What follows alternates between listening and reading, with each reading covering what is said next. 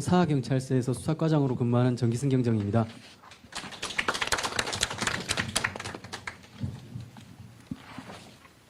오늘 발제해 주신 두 분 교수님을 비롯한 참석자분들께 먼저 감사드립니다.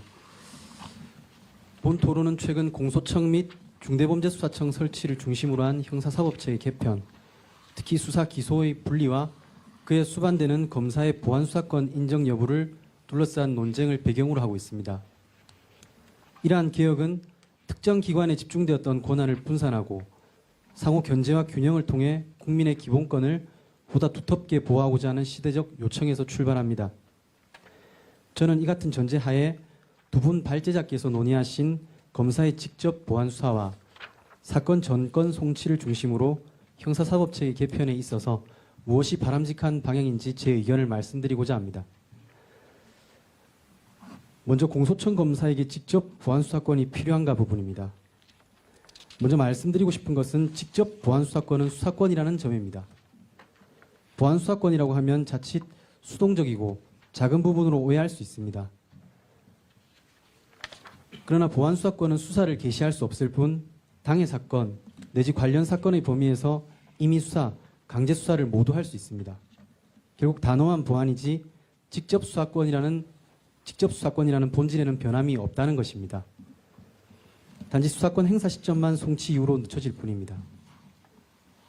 두 번째로 검사의 수사는 경찰의 수사와는 달리 통제받지 않는다는 점입니다.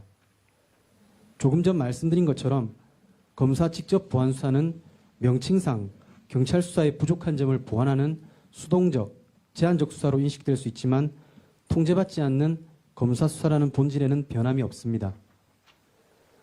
검사는 강제수사 등 보안수사권을 활용해 경찰 수사 내용을 전면 부정하고 얼마든지 자신이 원하는 결론을 낼 수 있으며 직접 관련성을 폭넓게 해석하여 표적, 별건 수사에 악용할 여지가 있습니다.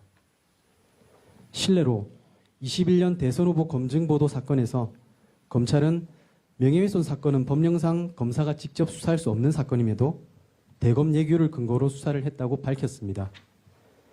해당 사건에서 관련 변호사는 국회 청문회에서 검찰은 명예훼손 혐의 수사를 할 수 없음에도 내부 예규를 활용해 수사를 했다. 검찰이 보안 수사권을 가진다면 시행령 등을 통해 수사 범위를 무한정으로 할 수 있다. 비판한 바 있습니다. 그리고 세 번째로 검사의 수사는 독점적 영장 청구권 및 기소권과 결합함으로 더욱 엄격한 통제를 받아야 합니다. 검사는 형사 절차상 막강한 권한인 영장 청구권과 기소권을 사실상 독점적으로 보유 행사합니다. 검사는 직접 보안 수사 과정에서 영장 청구권을 활용하여 강제 수사를 하거나 영장을 청구할 것처럼 피의자를 압박하여 특정 진술을 유도할 수 있는 위험이 아직 여전히 남아 있습니다. 반대로 검사가 특정인 봐주기 등 불기소 처분할 경우 이에 대한 사건 관계인의 불복 수사는 극히 제한적이고 실효적인 외부 통제 장치도 없는 것이 현실입니다. 검사의 진짜 막강한 권한은 누군가를 수사한 끝에 처벌하지 않는 데 있습니다. 이러한 검사 직접 보안 수사권과 결합한 기소권의 폐해는 쿠팡, 수사 외압 등 최근까지도 계속 문제가 되고 있습니다. 네 번째로 검사의 수사는 검사의 공소권자로서의 본연의 역할 수행을 제어할 수 있다는 점입니다. 공소권은 수사기관이 수집한 증거물과 수사 기록을 바탕으로 객관적으로 검토한 후에 편견 없이 중립적으로 행사되어야 합니다. 그러나 검사가 직접 보안 수사로 수사에 깊이 관여하게 되면 내가 수사한 사건이니 정답일 것이다 라는 확증 편향이 발생하여 사건의 예단을 갖고 주관적으로 기소 여부를 판단할 가능성이 있습니다. 이어서 수사 실무 현장에서의 보안 수사 현황을 간단하게 말씀드리겠습니다. 검찰은 수사기관 통제, 수사 지연 방지, 피해자 권리 보호를 위해 검사의 직접 보안 수사권이 필요하다고 주장하고 있습니다. 그러나 이와 관련하여 검찰은 직접 보안 수사 관련 기초 통계를 제시하지 못하고 있습니다. 검찰은 현 체계 하에서도 경찰이 혐의 있다고 판단해서 검찰에 송치한 연간 약 78만 건의 사건은 별다른 제한 없이 직접 보안 수사를 할 수 있습니다. 그러나 검찰은 직접 보안 수사권 유지를 주장함에도 소수 사례만 찾아내 홍보할 뿐 기초적인 현황 통계조차 제시하지 못하고 있습니다. 두 번째로 검사는 경찰의 보안 수사를 요구할 때 검사가 직접 사건을 보유 관리하면서 필요한 사항만 요구하는 추한 방식보다는 사건을 경찰에 완전히 돌려보내는 결정 방식을 거의 대부분 택하고 있습니다. 보안수사 요구에서도 결정 방식을 활용하는 실정에서 보안수사 요구보다 훨씬 더 많은 시간과 자원의 투입이 필요한 직접 보안수사를, 그것도 다수의 송치 사건에서 책임감 있게 수행할 수 있을 것이라고 기대하기는 어려울 것입니다. 세 번째로, 검사는 경찰 수사에 대한 이의 신청 사건마저 경찰로 돌려보내고 있다는 점입니다. 고소인, 피해자 등 국민들 입장에서는 경찰 불송치 결정에 불복하여 검찰이 직접 보안수사 내지 다른 처분을 해주기를 원한 경우가 많은데, 검찰은 그러한 의사에 반하여 이의 신청 사건마저도 그대로 다시 돌려보내고 있습니다.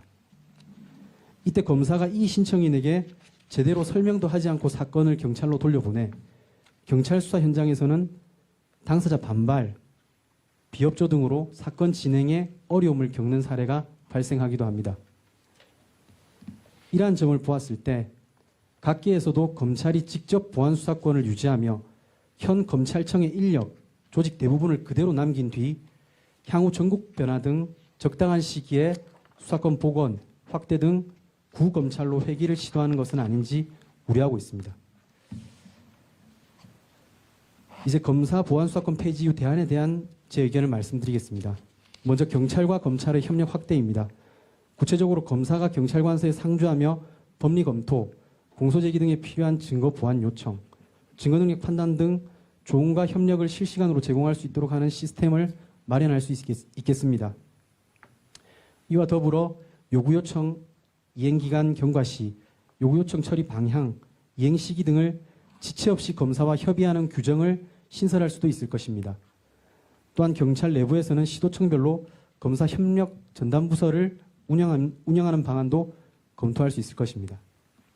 두 번째로, 검사의 통제 강화입니다. 현행 법령상으로도 경찰이 정당한 이유 없이 보안 수사 요구를 이행하지 않는 경우에 검사는 경찰관서장에게 직무 배제 또는 징계 요구를 할 수 있습니다. 이러한 통제 장치는 그대로 유지하면서 담당 수사관이 요구 요청을 제대로 이행하지 않는 경우 등에 검사가 담당 수사팀 또는 수사관의 변경을 요청하는 제도 신설을 검토해 볼 수 있을 것입니다. 다음으로 사건 전권 송치에 대한 제 의견을 말씀드리겠습니다.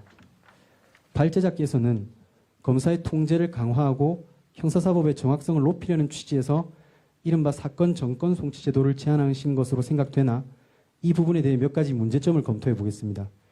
첫째, 수사권 개혁은 국민 권익 증대의 목표로 추진되었고 개혁 이후 약 58만 건의 불송치 사건 피의자들이 형사 절차 고통에서 신속하게 벗어났습니다.